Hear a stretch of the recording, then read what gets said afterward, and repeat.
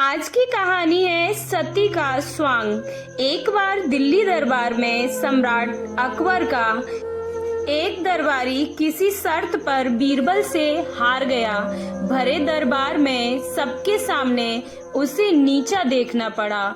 इस बात पर वह मन ही मन बहुत लज्जित हुआ और उसने अपने को बहुत अपमानित महसूस किया। उसने सोच लिया कि समय आने पर वह बीरबल से अपने अपमान का बदला अवश्य लेगा। कुछ दिनों के बाद यात्रा का बहाना कर उसने बादशाह से छुट्टी ली और अपना नाम पता बदलकर बहरूपिये के करतब सीखने लगा। बहुत जल्द वह इस कला में दक्ष भी हो गया। जंगल के जानवरों से लेकर पशु पक्षी तथा स्त्री पुरुष की नकल उतारते समय मालूम न होता कि वह सचमुच कोई दूसरा आदमी है।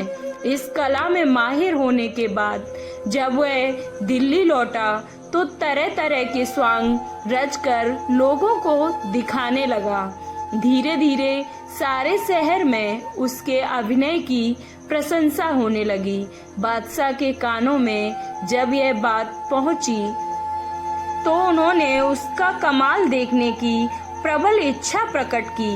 बादशाह ने उसे दरबार में बुलाया और सारी जानकारी ली। बहरूपिया बोला, हुजूर, मैं शेर का अभिनय बहुत अच्छी तरह से कर सकता हूँ, किंतु उसमें किसी का खून हो जाने की संभावना भी है। यदि आप एक खून की माफी दें तो मैं आपको अपना कमाल बखूबी दिखा सकता हूँ। ऐसे समय में आपके दीवान का भी वहाँ रहना जरूरी है। अकबर ने उसे एक खून की माफी दे दी। जब बहरूपिया अपने घर लौट गया तो बादशाह ने बीरबल से बोला, बीरबल, स्वांग के समय तुम्हारा वहाँ रहना जरूरी है। यदि तुम ना रहोगे तो बहरूपिया शेर का स्वांग नहीं कर सकेगा। बीरबल ने बादशाह की आज्ञा स्वीकार कर ली, किंतु बहरूपिया की बातों से उसने जान लिया कि दाल में अवश्य कुछ काला है। दूसरे दिन ठीक समय पर बीरबल दरबार में हाजिर हो गया। इधर शेर का स्वांग बनाकर बहरूपिया भी उछलता कूदता दरबार में आ पहुंचा। उसकी कला चतुराई को देखकर दर्शक मोहित हो उठे। बादशाह भी अत्यंत प्रसन्न हुए।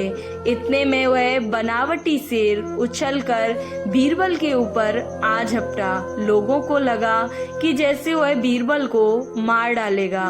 उसे मारने के विचार से बहरूपिया अपनी खाल के अंदर चाकू छुपाकर रखे हुआ था, लेकिन बीरबल पर उसका बार खाली चला गया।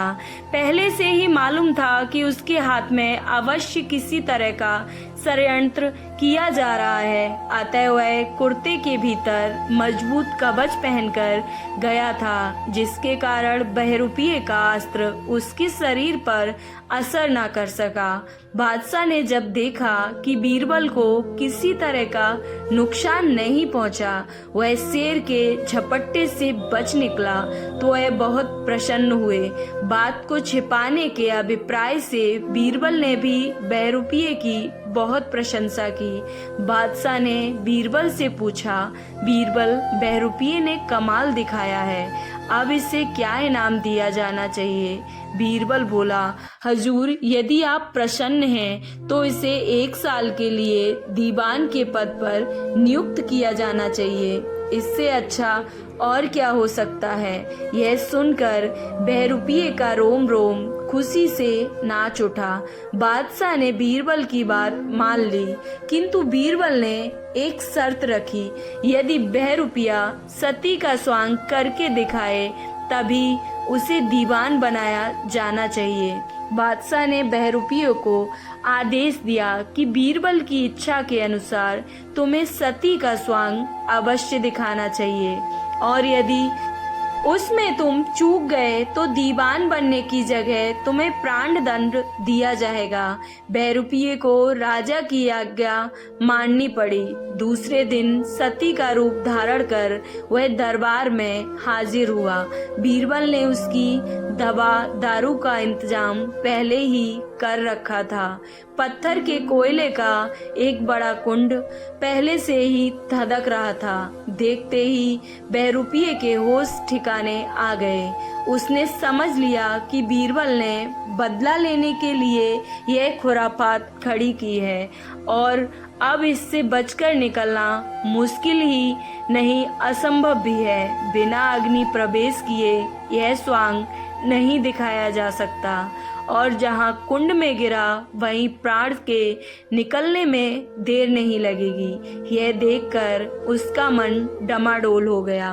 मन में आया बादशाह से सारा भेद प्रकट कर दे, लेकिन बादशाह फिर भी उसे क्षमा न करेगा। सोचकर वह ना चाहते हुए भी कुंड की ओर बढ़ा और अग्नि में प्रवेश करते ही उसके शरीर को आग से झुलस गया।